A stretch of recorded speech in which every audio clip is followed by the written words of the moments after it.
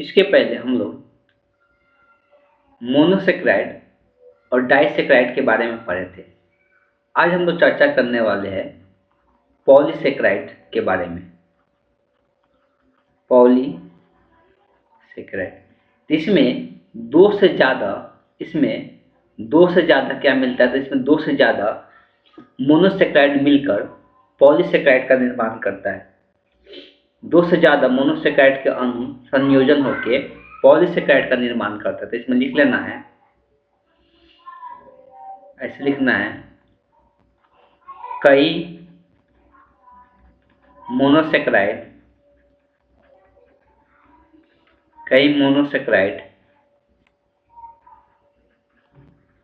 मिलकर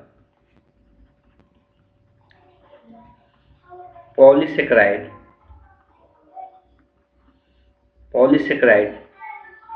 का निर्माण करता है। पॉलीसेक्राइड का निर्माण करता है। तो हम लोग पॉलीसेक्राइड जो पढ़ना है, दो प्रकार का मुख्य पढ़ना है। पहला पॉलीसेक्राइड जो पढ़ना है, स्टार्च के बारे में पढ़ना है। स्टार्च, पहला जो पॉलीसेक्राइड पढ़ना है हमको स्टार्च के बारे में पढ़ना है। ये मुख्यतः कहाँ से प्राप्त होता है? स्टार्च हमारे भोजन के कार्बोहाइड्रेट प्रदान करने वाले मुख्य अवयव माना जाता है।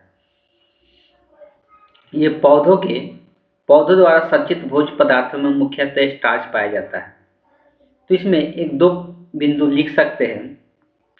पहला पॉइंट लिख सकते हैं स्टार्च के बारे में, स्टार्च जो है, स्टार्च हमारे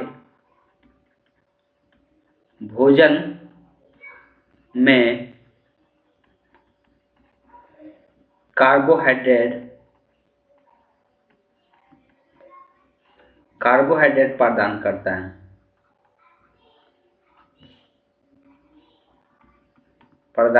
है। पौधों द्वारा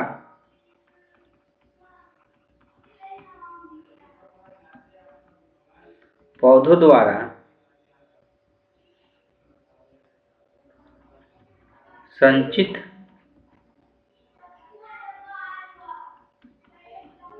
भोज्य पदार्थ में मुख्यतः स्टार्च होता है। स्टार्च ऐसा देखने को मिलता है, जो पौधा होता है, तो पौधा में जाए तो जो स्टोरेज होता है भोजन के रूप में, वो क्या होता है? स्टार्च ही होता है, जो कि ज़्यादातर पत्तियों में भी देखने को मिलता है। अभी स्टार्च का निर्माण होता कैसे है?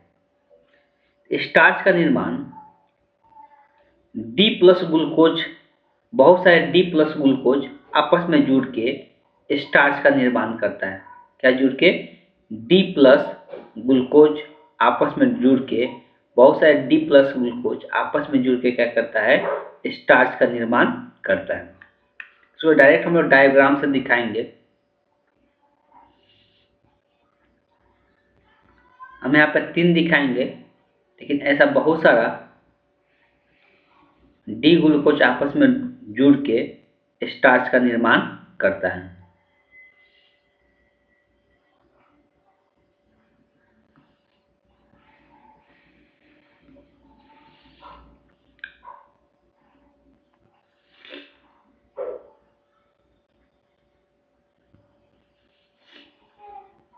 ठीक है, सबके सब डी ग्लूकोज है, इस बात को ध्यान में रखना है।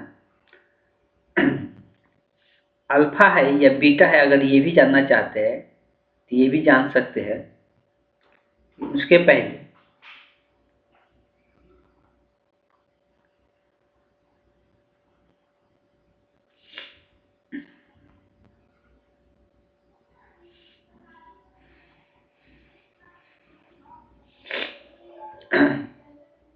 अल्फा डी ग्लूकोज ही है।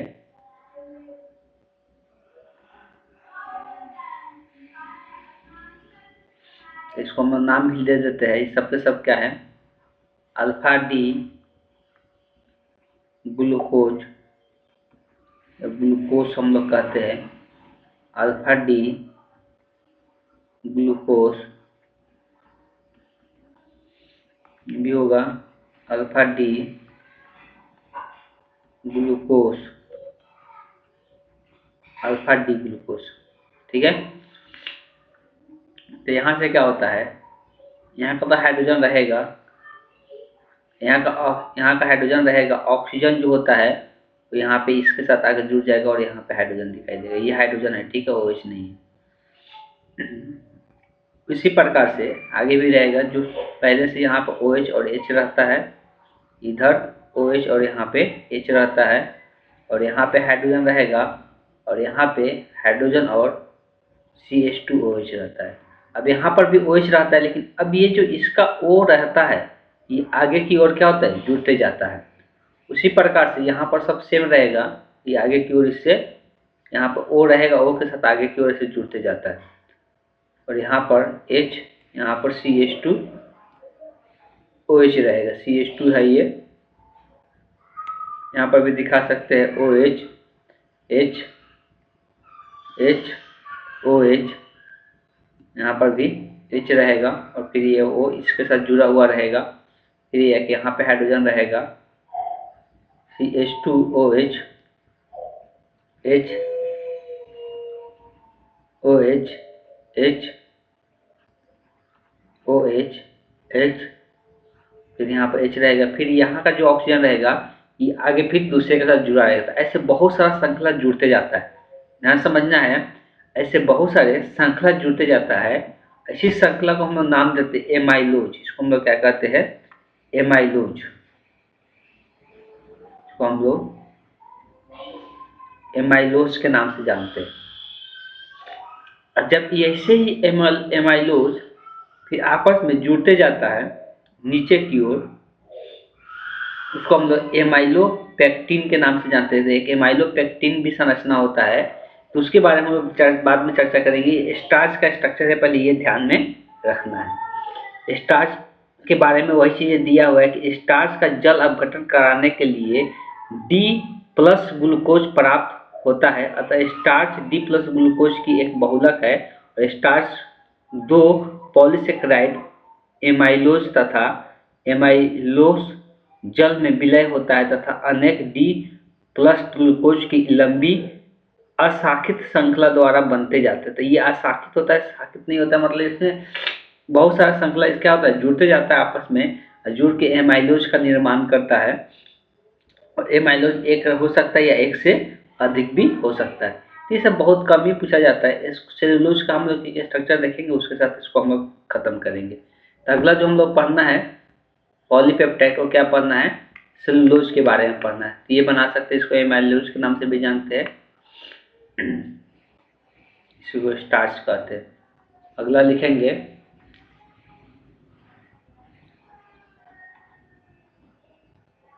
सेल्यूलोज। सेल्यूलोज, सेल्यूलोज भी बोलते हैं इसको हम लोग। ये बेसिकली कहाँ पे पाया जाता है, इसके बारे में थोड़ा सा चर्चा करेंगे। ये भी कहाँ पे होता है, पौधा में ही पाया जाता है। तो सेल्यूलोज जो होता है पौधा में ही पाया जाता है, पौधों की कोशिका भित्ति का मुख्य संरचना घटक है। तो ये हम लोग लिखेंगे, यह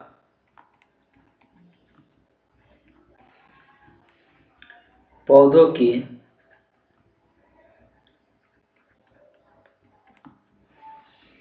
कोशिका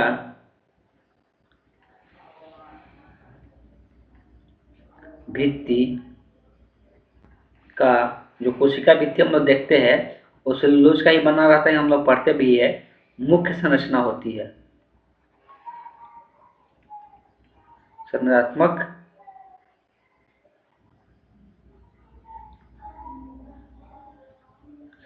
घटक होता है, मतलब जो कोशिका भित्ति होता है वो सेलुलोज का ही बना हुआ रहता है।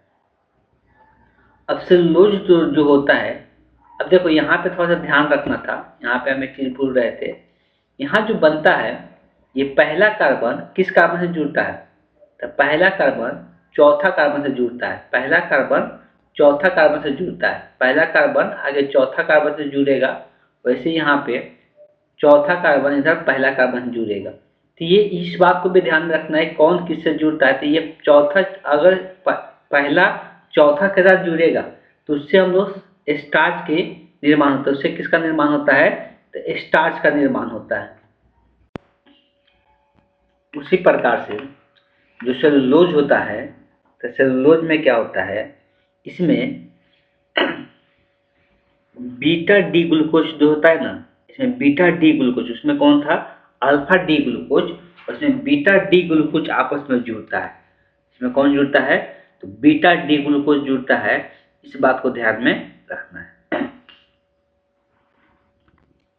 अगर इसका स्ट्रक्चर का बात करेंगे तो ये आपस में जुड़ते जाता है बीटा डी ग्लूकोज, और यहाँ पे दिखाया गया कि इसमें 3 बीटा डी ग्लूकोज जुड़ता है। और इसमें यहाँ पे इंडिकेट कर सकती है जो जुड़ता है इसको हम लोग अल्फा क्या बोलते हैं, यहाँ पे देख सकते हैं, इसको अल्फा करी कहते हैं। यहाँ पे जो जुड़ रहा है ये सब क्या है? अल्फा करी, इसलिए कि अल्फा डी ग्लूकोज आपस में जुड़ रहा है। ये सब के सब क्या है? अल्फा करी है। लेकिन इसमें कौन जुड़ता है? तो इसमें बीटा डी ग्लूकोज जुड़ता है, तो बीटा लिख इसको बोलते हैं हम, बीटा बीटा करी के भी नाम से बुला सकते हैं।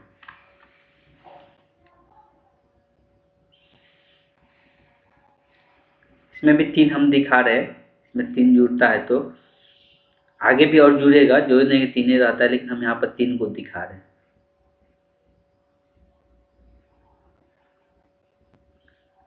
गलती बना दिए।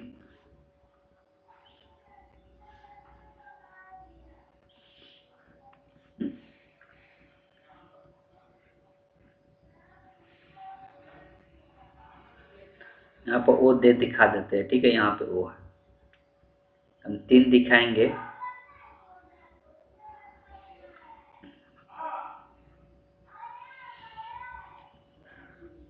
अल्फा और बीटा में अंतर क्या था? तो बीटा में यहाँ पे ओ होता था, इस बात को ध्यान दे, यहाँ पे ओ होता था, इसको थोड़ा सा तिरछा दिखाएंगे। यहाँ पे ओ से ओ मतलब ऊपर, ओ एच ऊपर में होता था, एच नीचे में होता था बीटा में। इसीलिए यहाँ पे जो दिखाया जा रहा है, ऊपर में ओ से ऐसे जुड़ते हुए दिखाया जा रहा है, नीचे में एच होता था। और यहाँ पर तो सेम रहता था सब में, यहाँ पर एच और यहाँ पे ओ एच, और यहाँ पे ओ एच और यहाँ पे एच, और यहाँ पे एच और यहाँ पे CH2OH, ये सब सेम होता था। यहाँ पर भी सेम ही रहेगा, एच और यहाँ पे CH2OH। यहाँ पे आगे फिर ऑक्सीजन आगे यहाँ पे आगे जुड़ते जाएगा, और यहाँ पर OH और यहाँ पे H, यहाँ पे H और यहाँ पे OH। उसी प्रकार से यहाँ पर भी रहेगा, यहाँ पे H, यहाँ पे CH2OH रहेगा। तो यहाँ पे OH और यहाँ पे H, यहाँ पे H और यहाँ पे OH, और नीचे में यहाँ पे H रहेगा, और इसका आगे जो O होगा आगे के साथ जुड़ते जाएगा।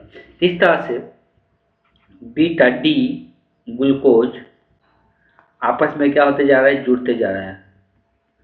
ये 3 ही नहीं जुड़ेगा, बहुत सारा जुड़ेगा, ठीक। यहाँ पर बीटा डी ग्लूकोज रहेगा, यहाँ पर बीटा डी ग्लूकोज रहेगा, ग्लूकोज हिंदी में अगर पढ़ेंगे तो इस प्रकार से ये जुड़ते जाता है। और यहाँ पे जो बंधन होता है इसको हम बीटा कड़ी के नाम से बीटा कड़ी बोल सकते हैं। ये बीटा कड़ी, अल्फा कड़ी नहीं है, ये बीटा कड़ी है। ये जो कड़ी बन रहा है ये बीटा कड़ी है, इस तरह से ये बीटा कड़ी है। इसे स्ट्रक्चर ध्यान में रखना है। इसी को हम लोग क्या कहते थे? इसी को हम लोग सेलुलोज के नाम से जानते हैं, सेलुलोज के नाम से जानते हैं। तो ये दो हम लोग को पढ़ना था, क्या? दो हम लोग को पॉलीपेप्टाइड के बारे में पढ़ना था। अब इसके बाद जो चर्चा करना है वो प्रोटीन के बारे में चर्चा करना है। आरएनए डीएनए के बारे में हम लोग इसमें ज़्यादा चर्चा नहीं करेंगे, इसलिए कि आरएनए डीएनए में हम लोग बायोलॉजी में भी चर्चा किए हैं। जो इसमें अब बेसिकली हम लोग को जो चर्चा करना है वो किसके बारे में चर्चा करना है? प्रोटीन के बारे में हम लोग को। और उसके बाद कुछ विटामिन के बारे में, विटामिन का भी इम्पोर्टेंस है, विटामिन के बारे में भी चर्चा हम लोग को करना है। तो चलिए आते हैं हम लोग डायरेक्ट, अब देखते हैं कि हम लोग प्रोटीन के बारे में जानकारी प्राप्त करना है।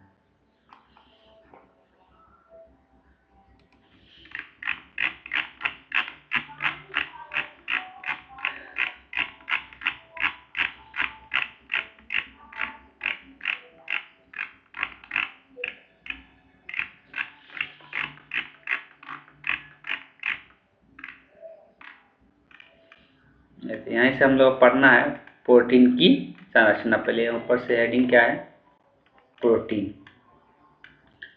तो प्रोटीन बेसिकली क्या होता है, तो प्रोटीन के बारे में दिया गया है। तो प्रोटीन हमारे भोजन का एक महत्वपूर्ण घटक है। ये अधिक अणुभार वाले नाइट्रोजन युक्त कार्बन पदार्थ होते हैं। इसका अणुभार अधिक होता है और नाइट्रोजन और कार्बन के मिलने से ये बनता है प्रोटीन। ये पौधे और जंतुओं की कोशिकाओं में प्रचुर मात्रा में पाया जाता है। प्रोटीन हमको पता है कि जंतुओं में भी पाया जाता है और पौधों में भी पाए जाते हैं। हमारे सामान्य भोजन में जैसे दूध, पनीर, दाल, गेहूं, मटर, मछली, मांस आदि से हम लोग क्या होता है, प्रोटीन प्राप्त होता है। इस सब में ज़्यादा मात्रा में प्रोटीन आता है। शरीर की वृद्धि में प्रोटीन भाग लेता है। हम लोग शरीर का अगर वृद्धि कराना चाहते हैं तो ये प्रोटीन ही भाग लेता है। प्रोटीन क्या है, प्रोटीन हमारे भोजन में प्रचुर मात्रा में ये नाइट्रोजन युक्त कार्बनिक पदार्थ होता है। और ये कहाँ पे पाया जाता है, तो दूध, पनीर, दाल से ये सब हम लोग प्रोटीन प्राप्त होता है। सबसे पहले हेडिंग डालना है प्रोटीन। प्रोटीन हेडिंग डालने के बाद लिखना है,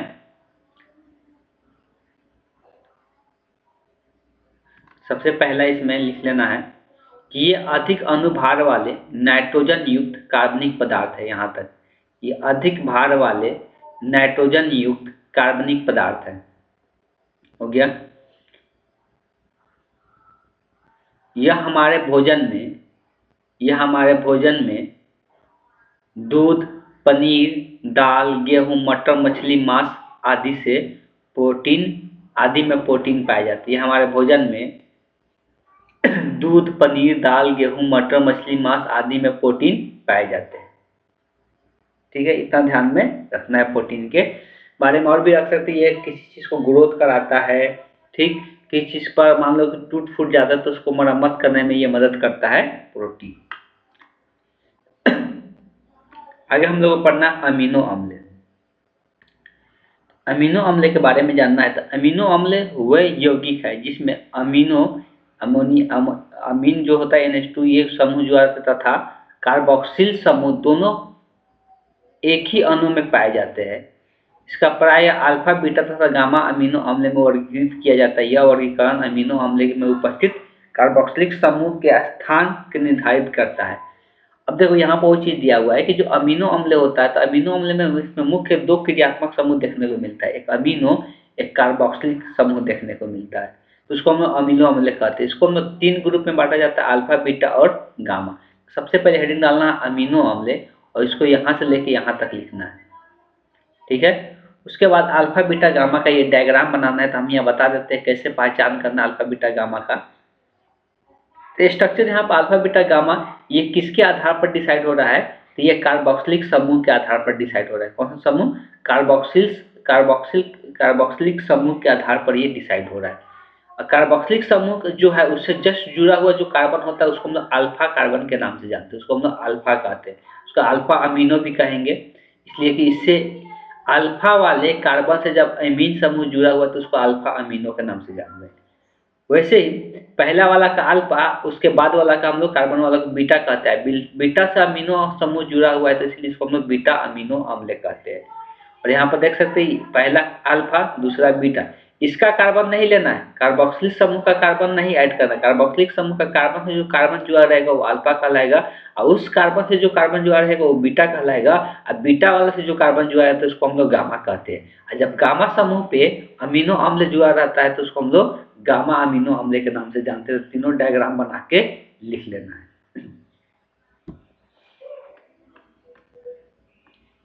आगे दिया है कि अल्फा अमीनो अम्ल सभी प्रकार के अमीनो अम्ल में सर्वाधिक महत्वपूर्ण है। सबसे ज्यादा महत्वपूर्ण कौन सा अम्ल है, जो अमीनो अम्ल का बात करते हैं तो सबसे महत्वपूर्ण अल्फा अमीनो अम्ल है। पौधे तथा जंतुओं में प्राप्त प्रोटीन का अम्लों, क्षारों एवं या एंजाइमों द्वारा जल अपघटन कराने पर अल्फा अमीनो बनता है। तो अल्फा अमीन का निर्माण कैसे होता है, तो अल्फा अमीन का निर्माण अम्ल, क्षार और एंजाइम द्वारा जल अपघटन कराया जाता है जिससे अल्फा अमीनो अम्ल का। और सभी अमीनो अम्ल का सामान्य सूत्र अगर देखा जाए तो एक जगह नीचे में डॉट करके लिख लेना, इसी में सभी अमीनो अम्ल का सामान्य सूत्र, सभी अमीनो अम्ल का सामान्य सूत्र और इसी को लिख लेना है, इसी को लिख लेना है, दिखा लेना है समान सूत्र RCA। देखो यहाँ पर दोनों क्रियात्मक समूह जुड़ा हुआ है, ये भी क्रियात्मक कार्बोक्सिलिक समूह है और ये अमीनो समूह है। तो ये दोनों होना चाहिए ये अमीनो अम्ल बनने के लिए। ये कार्बन है, इस कार्बन से कोई भी एल्किल समूह जुड़ा हुआ हो सकता है, उसी को हम लोग क्या कहते हैं, ये अमीनो अम्ल का क्या है, सूत्र है। बस ध्यान में रखना, तो सूत्र दिखा लेना, ये लिखने के बाद सभी अमीनो अम्ल का सामान्य सूत्र से सामान्य सूत्र के रूप में इसको दर्शा लेना है। ठीक है, क्लियर है।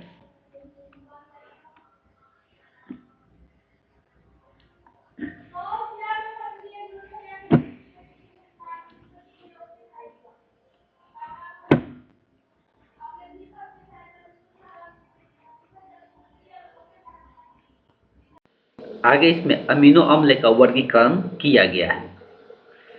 तो अमीनो अम्ल का सबसे पहले हम जान चुके हैं कि जो अमीनो अम्ल है उसमें क्या क्या चीज है, तो अमीनो समूह है और कार्बोक्सिलिक समूह है। तो ये दोनों समूह उसमें देखने को मिला है कि संख्या के आधार पर, अब देखो अमीनो समूह और कार्बोक्सिलिक समूह की संख्या के आधार पर अमीनो अम्ल को अम्लीय तथा भास्पिक और उदासीन रूप में वर्गीकरण किया गया है। इसको तीनों रूप में वर्गीकरण किया गया है, अम्लीय रूप में भी, भास्मिक रूप में भी, उदासीन रूप में भी।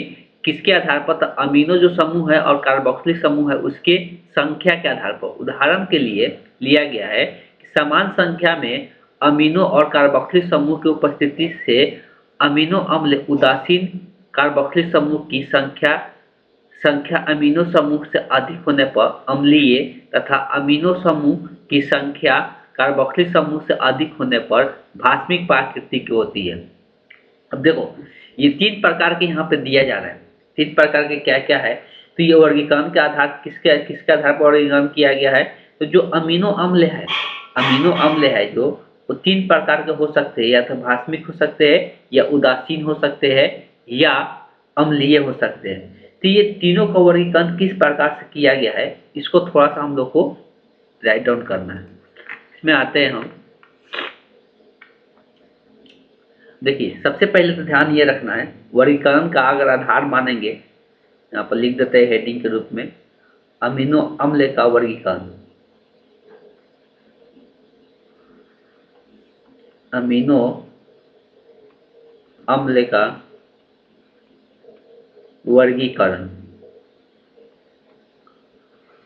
तो अमीनो अम्ल का वर्गीकरण अगर करते हैं तो सबसे पहले हम इसमें लिखते हैं 1 नंबर,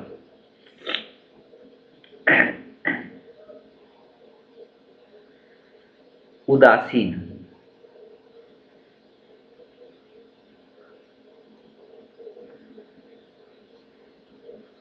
उदासीन अमीनो अम्ल। तो उदासीन अमीनो अम्ल कब रहेगा, उदासीन अमीनो अम्ल होता है जब अमीनो समूह और कार्बोक्सिलिक समूह की संख्या क्या हो, समान हो। जब अमीनो समूह, तो लिख सकते हैं अमीनो तथा कार्बोक्सिलिक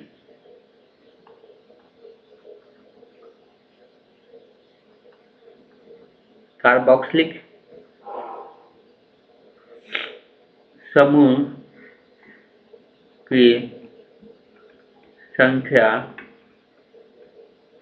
समान हो तो वह अमीनो अम्ल उदासीन होता है, उदासीन होता है। वह अमीनो अम्ल उदासीन होता है जब दोनों की संख्या क्या होता है, समान होता है तब। दूसरा हम लोग लिखेंगे कि अम्लीय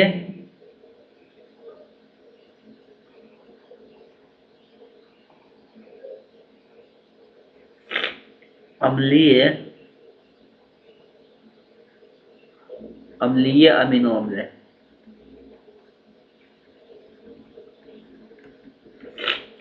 अब देखो कार्बोक्सिलिक अम्ल के कारण ही हम लोग देखने को मिलता है, कार्बोक्सिलिक अम्ल समूह के कारण ही वो उसका अम्लीयता देखने को मिलता है। इसीलिए इसमें लिख सकते हैं कि अमीनो अम्ल और कार्बोक्सिलिक अम्ल का अगर बात करेंगे तो दोनों के यहाँ पे हम लोग लिखेंगे तो कार्बोक्सिलिक समूह की संख्या अमीनो समूह की संख्या से क्या होती है, अधिक होती है। लिखेंगे यहाँ पे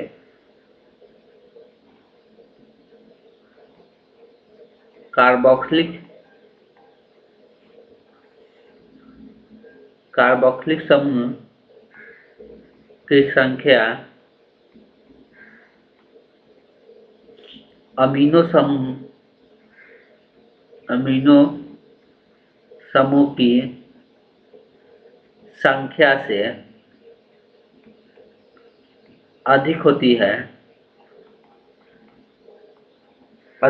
है तो वह अमीनो अम्ल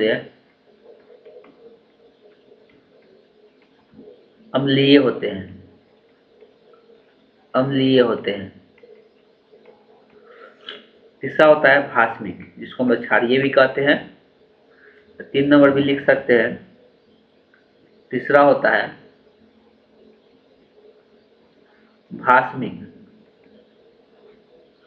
भास्मिक अमीनो अम्ल। इसमें इसका उल्टा लिख लेना, बस यही छाप देना है, यहाँ पर लिख देते हैं।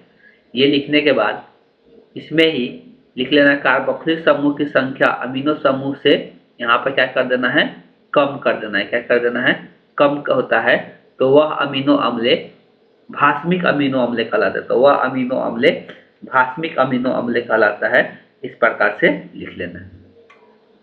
क्लियर है? चलिए चलते हैं आगे।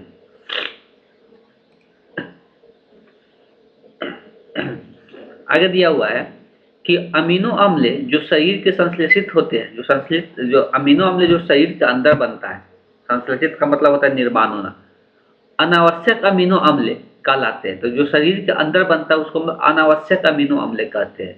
मतलब उसका कोई जरूरत नहीं,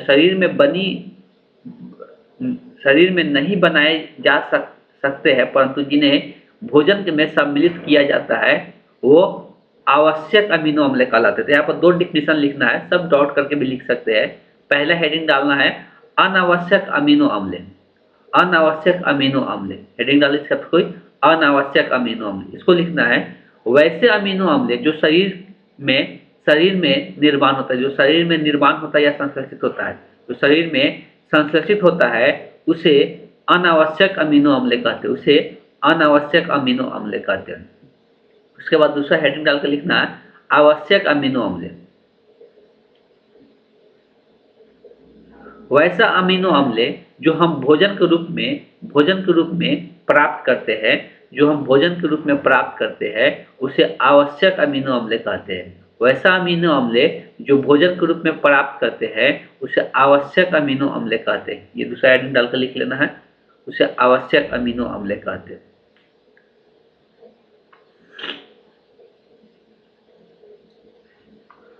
इसके बारे में बाद में पढ़ना जरूरी नहीं है, आगे चलते हैं हम लोग। अब हम लोग चर्चा करेंगे प्रोटीन के संरचना के बारे में कि प्रोटीन का संरचना कैसा होता है। तो प्रोटीन की संरचना, प्रोटीन अमीनो अम्ल का बहुलक होता है। प्रोटीन जो होता है, अब देखो अभी तक हम अमीनो अम्ल ही पढ़ रहे थे, तो अमीनो अम्ल का बहुलक को ही हम लोग क्या कहते हैं, प्रोटीन कहते हैं। बहुलक शब्द का मतलब क्या होता है कि जब कोई समूह आपस में जुड़ जुड़ के बहुत सारा समूह जब बनाता है, एक जुड़ते क्या होता है, एक समूह का निर्माण करता है, तो उसी को हम लोग बहुलक कहते हैं। तो बहुत सारे अमीनो अम्ल जब जुड़ता है तो उसको हम लोग बहुलक कहते हैं। तो प्रोटीन का निर्माण कैसे होता है, तो बहुत सारे अमीनो अम्ल आपस में जुड़ के क्या करता है, प्रोटीन का निर्माण करता है, जिसमें अनेक अमीनो अम्ल एमाइड बंधों द्वारा पारस्परिक जुड़े रहते हैं, जिन्हें हम लोग पेप्टाइड बंध कहते हैं। तो ये अमीनो अम्ल जो जुड़ता है वो कैसे जुड़ता है, तो अमीनो अम्ल एमाइड बंध द्वारा जुड़ता है। किस बंध द्वारा जुड़ता है, तो एमाइड बंधन के द्वारा जुड़ता है। तो ये जुड़कर पेप्टाइड बंध का निर्माण करते हैं, उसको हम लोग पेप्टाइड बंध के नाम से जानते हैं। ठीक है, तो सबसे पहले प्रोटीन लिखना है। सबसे पहले क्या लिखना है, प्रोटीन की संरचना। हेडिंग क्या डालना है, प्रोटीन की संरचना। सबसे पहला बिंदु लिखना है प्रोटीन अमीनो अम्ल का बहुलक है। सबसे पहले लिखना है प्रोटीन अमीनो अम्ल का बहुलक है। इतना लिख के छोड़ देना है। जब दो अमीनो अम्ल आपस में संयुक्त होते हैं तब एक अमीनो अम्ल CH कार्बोक्सिलिक समूह दूसरे अमीनो अम्ल के अमीनो समूह से जुड़कर जल के एक अणु का विलोपन करता है। तो ये कैसे जुड़ता है? तो एक तरफ का कार्बोक्सिलिक समूह एक तरफ का अमीनो समूह आपस में जल का निकासन करता है, जल उसमें से एलिमिनेट हो जाता है, जिससे ये क्या करता है, आपस में जुड़ जाता है। तो जुड़ने का जो घटना होता है ये कैसे होता है, यहाँ पे देख सकते हैं। यहाँ पर ये एक अमीनो अम्ल है, यहाँ पे एक दूसरा अमीनो अम्ल है। बताया गया था कि ये कार्बन से कोई भी 8 समूह जुड़ सकता है इसी समूह के रूप में। यहाँ पर हाइड्रोजन जुड़ा हुआ है, यहाँ पर CH3 जुड़ा हुआ है। इस तरह से ये दोनों अलग अलग अमीनो अम्ल है। इसका जो कार्बोक्सिलिक समूह यहाँ पर दिख रहा है, इससे क्या होता है, इससे एक ऑक्सीजन निकलता है, इससे एक हाइड्रोजन, इससे OH समूह निकलता है, इससे H निकलता है। इससे क्या होता है, OH समूह निकलता है, यहाँ से जल निकल जाता है। और ये कार्बन का जो बॉन्ड फ्री होता है ये नाइट्रोजन के साथ जुड़ जाता है। तो वही कार्बन का बॉन्ड क्या हुआ है, नाइट्रोजन के साथ जुड़ गया है। इसी बॉन्ड को हम लोग यहाँ पे क्या कहते हैं, पेप्टाइड बंधन, पेप्टाइड बंध कहते हैं। ये ग्लाइपेप्टाइड अणु का निर्माण हुआ, इसमें दो जुड़ा। ऐसे ही बहुत सारा आपस में क्या होता है, जुड़ते जाते हैं। इसी प्रकार लिखा है ना, 3, 4, 5 अमीनो अम्ल परस्पर जुड़ते जाता है पेप्टाइड और ट्राइपेप्टाइड या पेंटापेप्टाइड का निर्माण करते हैं। इसमें डाई इसलिए यूज किया जा रहा है, ये दो जुड़ा हुआ है। 3 जुड़ेगा तो हम लोग ट्राइपेप्टाइड कहेंगे, 4 जुड़ेगा तो टेट्रापेप्टाइड कहेंगे, 5 जुड़ेगा तो पेप्टापेप्टाइड कहेंगे। ठीक, इस तरह से बहुत सारे इसमें जुड़ते जाता है। ये वाला आकृति दिखा देना है किस प्रकार से इसमें जल योजन हो रहा है, मतलब ये अभिक्रिया करके इसमें जल का अणु बाहर निकल जा रहा है। और ये भी दिखा देना है कि ये जो बंधन यहाँ पर निर्माण हो रहा है पेप्टाइड बंध हम लोग कहते हैं। इसको डाइपेप्टाइड अणु भी कहते हैं या ग्लाइसिल एलानिन के नाम से हम लोग जानते हैं।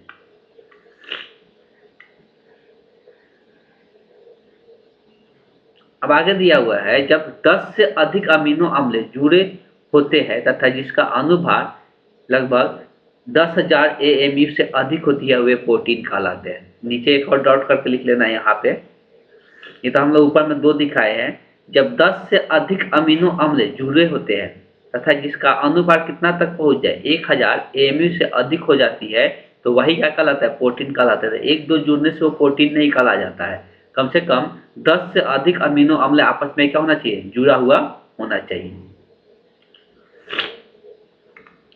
आगे अब हम लोग बात करेंगे प्रोटीन का वर्गीकरण। तो रेशेदार प्रोटीन आगे दिया है, गोलीय प्रोटीन, उसके बाद प्रोटीन की संरचना दिया हुआ है। तो 2 प्रकार के हम प्रोटीन का बात हो रहा है। तो प्रोटीन का वर्गीकरण का आधार क्या है, तो आणविक संरचना तथा आकृति के आधार पर, आणविक संरचना तथा आकृति के आधार पर प्रोटीन के मुख्य 2 भागों में वर्गीकृत किया गया है। एक है रेशेदार प्रोटीन। इस प्रकार के प्रोटीन में कई पेप्टाइड श्रृंखलाएं प्रबल अंतर आणविक बल द्वारा एक दूसरे से क्या होता है, समांतर हाइड्रोजन और डाइहाइड्रोजन बंध द्वारा जुड़कर रेशेदार संरचना प्रदान करती है और ये जल में अविलय होता है। इस तरह से रेशेदार संरचना का निर्माण होता है जब प्रोटीन में कई पॉलीपेप्टाइड श्रृंखलाएं और प्रबल अंतर आणविक बल एक दूसरे से समांतर हाइड्रोजन और डाइसल्फाइड बंध द्वारा क्या होता है, जुड़कर रेशेदार संरचना का निर्माण करते हैं, जिसको हम लोग रेशेदार प्रोटीन के नाम से जानते हैं। इसको लिखने की जरूरत नहीं है। दूसरा होता है गोलीय प्रोटीन। इस प्रोटीन में पॉलीपेप्टाइड के अणु गोलाकार रूप में जुड़कर वलित होते हैं और ये जल में विलय होते हैं। तो ये गोलीय प्रोटीन जो होता है जल में विलय होता है, लेकिन और रेशेदार जो प्रोटीन होता है जल में विलय नहीं होते। प्रोटीन का संरचना के बारे में आता है क्वेश्चन। तो प्रोटीन का संरचना जो होता है, प्राथमिक संरचना, द्वितीय संरचना, फिर आता है कौन सा, टर्शियरी संरचना, क्वाटरनरी संरचना। तो ये 4 प्रकार का संरचना देखने को मिलता है प्रोटीन की संरचना। चारों प्रकार के संरचना में क्या अंतर होता है यहाँ पर देख सकते हैं। सबसे पहले प्रोटीन का संरचना के बारे में बात करेंगे तो ये 4 प्रकार की हम संरचना के बारे में चर्चा करते हैं। तो प्रोटीन का 4 प्रकार की संरचनाएं होती है। 4 कौन कौन सा होता है, प्राथमिक संरचना, सेकेंडरी संरचना, टर्शियरी संरचना, क्वाटरनरी संरचना। ये सबसे पहले हेडिंग डालना है प्रोटीन की संरचना, उसमें लिख लेना है प्रोटीन का 4 प्रकार की संरचनाएं होती है।